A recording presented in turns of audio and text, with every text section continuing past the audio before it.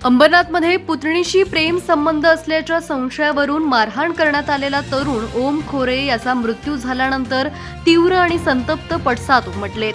पालेगाव परिसरात भाजपा नगरसेविका पूनम पाटील यांच्या कार्यालयाची जमावाने तोडफोड केली असून यानंतर शिवाजीनगर पोलीस ठाण्यालाही घेराव घालत सर्व आरोपींना अटक न केल्यास ओम खोरेचा मृतदेह थेट पोलीस ठाण्यात आणण्याचा इशारा पालेगावच्या ग्रामस्थांनी दिलाय।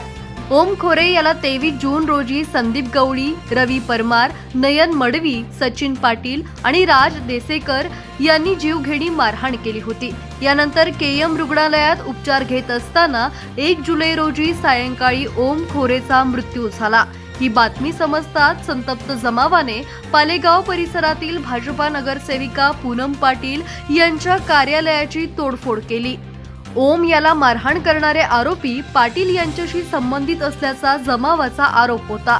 या घटनेनंतर भाजपा गटनेते अभिजित करंजुले, नगरसेवक विश्वजित करंजुले, पवन माळेकर यांनी घटनास्थळी भेट देत पाहणी केली। या प्रकरणी नगरसेविका पूनम पाटील यांनी थेट मुख्यमंत्र्यांकडे दाद मागितली असून या प्रकरणाशी आमचा काहीही संबंध नसल्याचं स्पष्टीकरण दिलंय।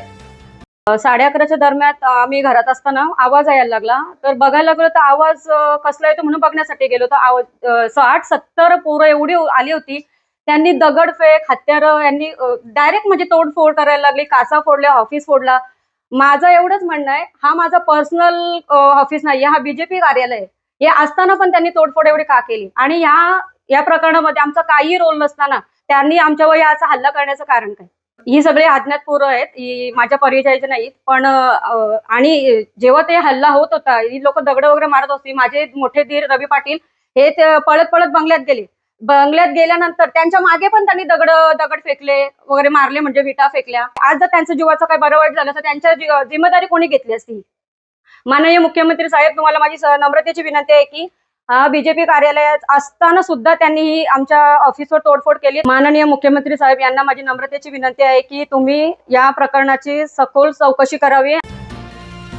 यानंतर जमावाने शिवाजीनगर पोलीस ठाण्याला घेराव घातला। पोलिसांना आम्ही 7 आरोपींची नावं दिली होती, मात्र त्यापैकी ओमचा मृत्यू होण्यापूर्वी फक्त 2 आरोपींना अटक करण्यात आली आणि उर्वरित 3 आरोपींना ओमचा मृत्यू झाल्यानंतर अटक करण्यात आली।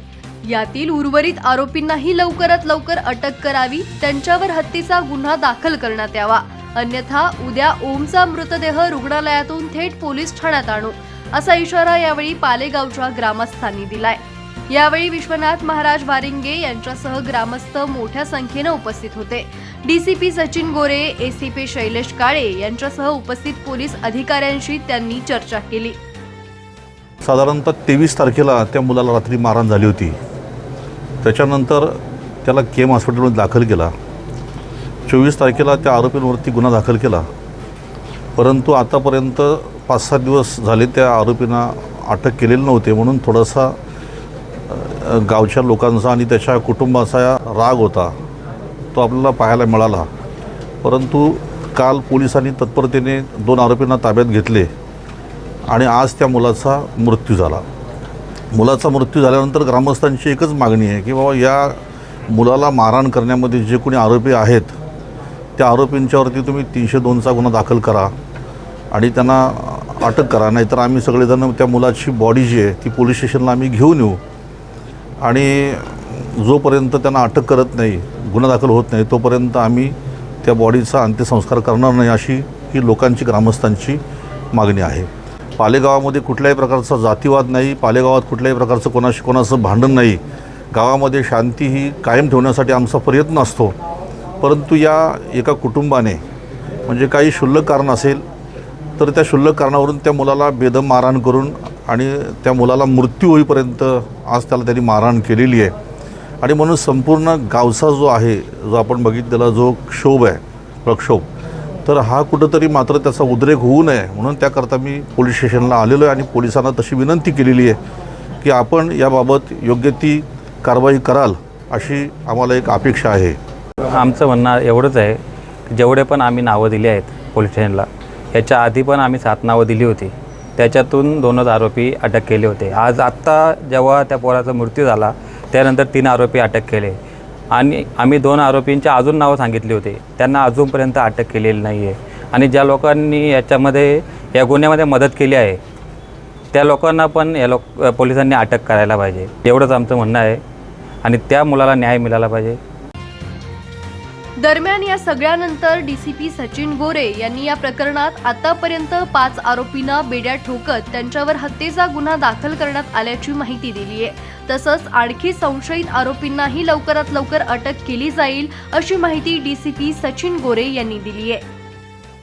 शिवाजीनगर पोलीस स्टेशन अंतर्गत गेल्या 7-8 दिवसापूर्वी हा गुन्हा दाखल झाला होता. यामध्ये जीवे मारण्याचा प्रयत्न या सेक्शनखाली आम्ही गुन्हा दाखल केला होता. त्यामधील जो जखमी आहे त्याचा आज रोजी मृत्यू झाला.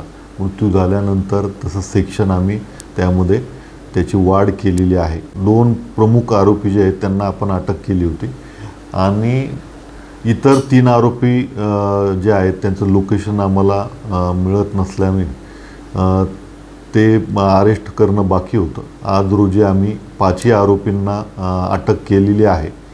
या संदर्भाने पोलीस स्टेशनला माहिती घेण्यासाठी संबंधित जे गावकरी ते आले होते आणि त्यामध्ये संबंधित ज्या ऑफिसला त्यांनी दगड मारलेला आहे त्या दगड मारण्याच्या अनुषंगाने आपण अधिक खात्री केल्यानंतर त्यांनी 1-2 दगड तिथे येताना मारल्याचं निष्पन्न होत आहे.